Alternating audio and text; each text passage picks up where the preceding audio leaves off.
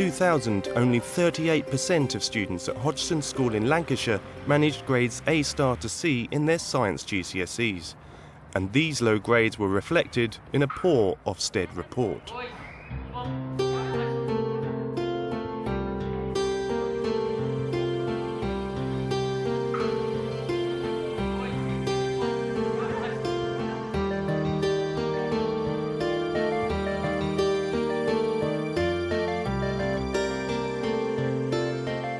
Seven years on, an astonishing 98% of students achieved A* to C in their science GCSEs. So what did Hodgson do to make this vast improvement possible? We decided to look at our courses, to look at the way in which they are taught, the teaching styles involved in the courses, and the way in which they were assessed. To meet the different needs and abilities of their students, the school decided to offer them three options: BTEC, Dual Award and Triple Award Science. Although only Dual Award and Triple Award Science require students to sit exams, all the courses are modular and are therefore continually assessed. If you're on the right course for you, that suits the way in which you learn and the assessment that allows you to show what you can do rather than measures what you can't do, you're going to achieve much better. I know full well that I can't really do exams because it slightly shows in my other subjects. Because you can ask for help as well in coursework. You can try and get like guidelines on how to do it, whereas you can't, if you're stuck in an exam, you can't put your hand up and ask for help, could you?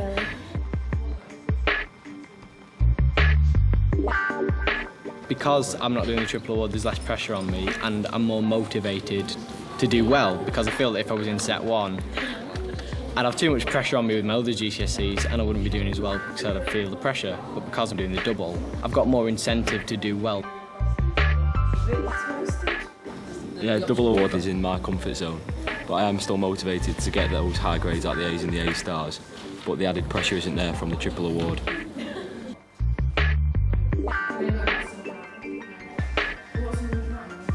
Yeah, I'm happy doing 3 separate sciences because it means we get a real representation of how we're doing in each subject.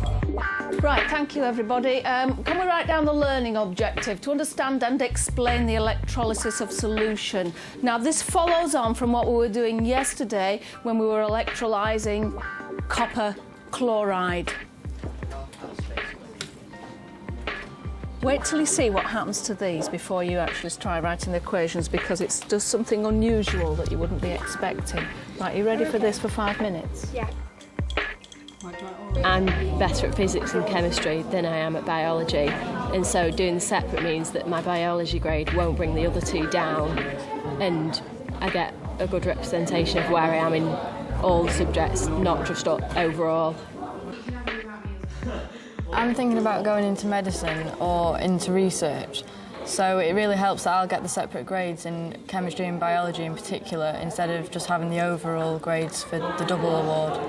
Yeah, more particles of copper. Changing the syllabus also had the knock-on effect of changing the way students were taught. We make it very clear to the students before they start a piece of work what we're going to assess them on when they finish that work and what it is they have to put in that work to get the marks. And that allows the students to achieve it. It sounds really simple, but we simply didn't do that in the good old days.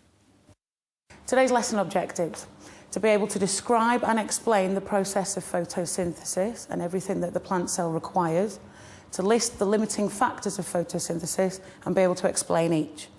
The outcomes for today: to get a pass skill, you must describe the chemical process of photosynthesis and list all the requirements that that plant cell needs in order to photosynthesize. There is some extension work for the merit work. That's to explain the limiting factors, what might stop that. And towards the end, we're going to assess each other's work. You're going to look at the grading criteria and you're going to mark each other's work. Would you give your partner's work a pass? Would you give it a merit? Did you give me all the pass criteria? What was missing if we didn't quite make a pass? Did we make a start on the merit? Did we get it finished? You can't get the merit unless you get the pass, of course. So you need to meet every single requirement in order to gain a merit skill. So, sharing the grading criteria not only helps students to help themselves, but also to help each other.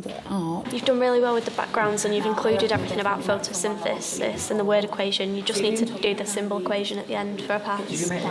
We can talk to each other about what we need to do, and it helps everybody sort out what they need to do to get up to the next grade and to better themselves. It's not like, hi, you're failing and I'm passing. It's all like, you need to do this and then you can pass and you can be like the rest of us. Yeah. And help each other. The new courses can also accommodate different learning styles. Saving future generations. Humans over the years have caused many species of animals to become extinct.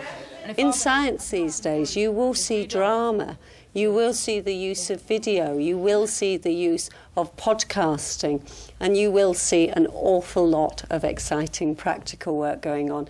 1, 2, 3. A rainforest tree has just died, been destroyed. We need to think about the wrongs we are doing and take action now.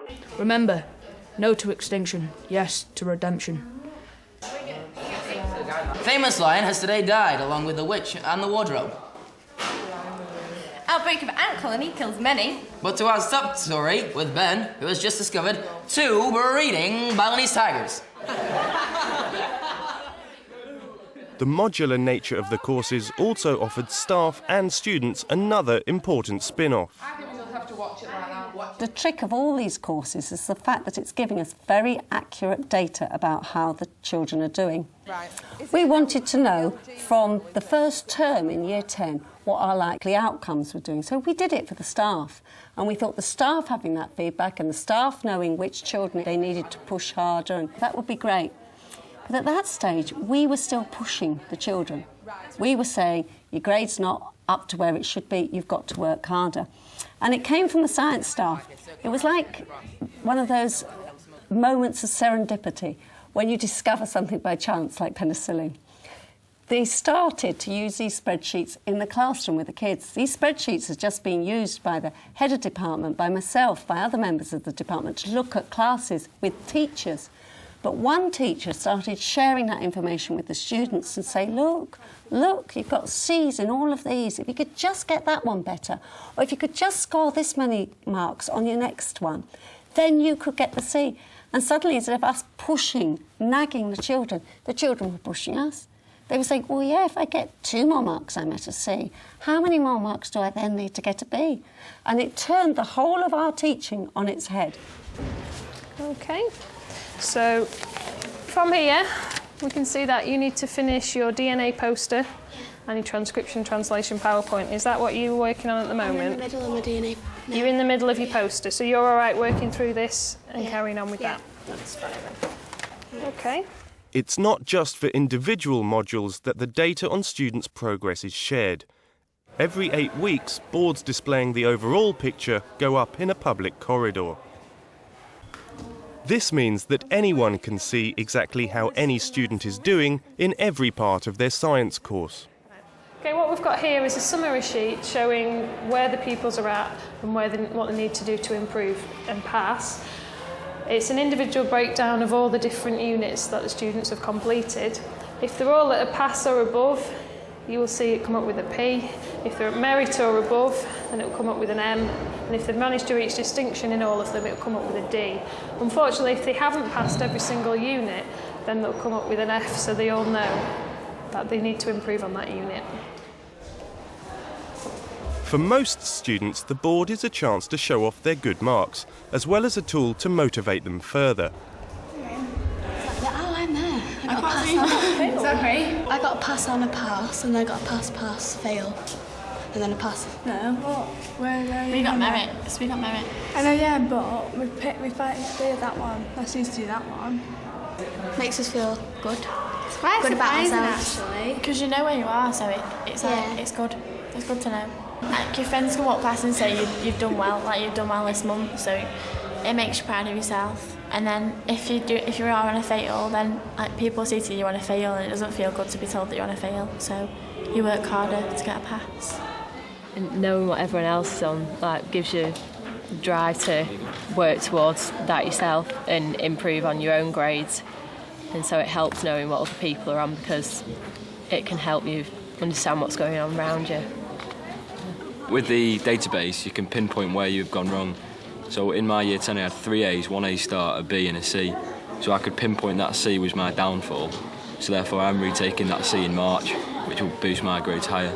So say I get an A star instead of this C in the resit, it might boost my overall mark up to an A star. But even those on fails can take heart. They'll get all the help they need to complete the coursework and get their pass. We start with a can-do culture that the pupils are expected to achieve. We don't take failure as an option, and that is something that comes from all teachers to all pupils, that together as a team we will do whatever we can to help maximise achievement for everybody. When you work in a group as a team and you're all at slightly different subjects, mine's chemistry for example, you have to work together. You have to support other people. It's a possibility, isn't it? But we all have our own targets for our own particular classes, but of course it doesn't work like that. We get a focus as a team on the work that we're going to do, and that takes us to a collective responsibility. Every teacher knows a target for their class, and they know exactly how to enable the students to reach those targets. And every child knows their target, and they know how to get to that target. That leads to an ownership of the data, an ownership of the targets, and because they can see how to succeed, then it leads to an expectation of success. And once they expect to succeed, obviously they do succeed. My target's a pass, but I'm on a merit, and I've still got a few other bits to get, which I could possibly get distinction on. My target's a C's in our science for all 3 sciences, but I'm at B's at the moment in all of them. But because I'm in a set with a lot of people who are doing a lot better, like on A's and A stars, that drives me to try and get with them, because I don't want to be behind everyone else. I'm on passes, and I've got a few merits, and they have an M or a P or whatever, and I've got most M's and a few P's, and obviously I want to try and get all my passes up to merit to get 4 B's. But I've tried to getting distinction, but I think that's a bit too hard. So I'll try my best to get merit. But according to Deputy Head Teacher Tony Rothling, it's not just the strategies employed by the Science Department that are behind their improved GCSE results. None of that would have worked unless throughout the whole school we had established what we call a learning ethos. It's about our acronym PAUSE. P for punctuality, A for attendance, U for uniform, S for safe and sensible behaviour, and E for exam success. It's about ensuring that students are in the right place at the right time, that there is a calm, orderly environment, and that everybody is here to learn.